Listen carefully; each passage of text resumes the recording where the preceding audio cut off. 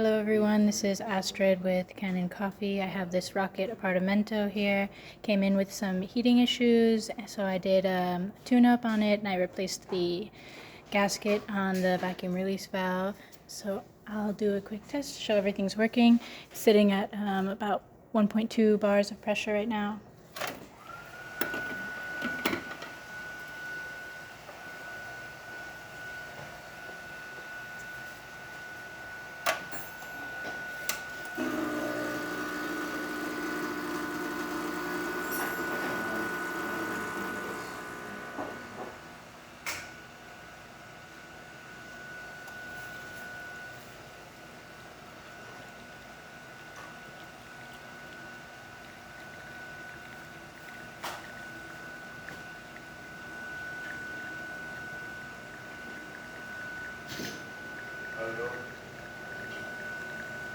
What do you think you're going to tell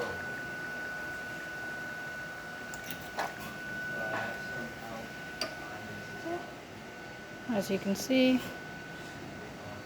machine works, and you got the hot water working and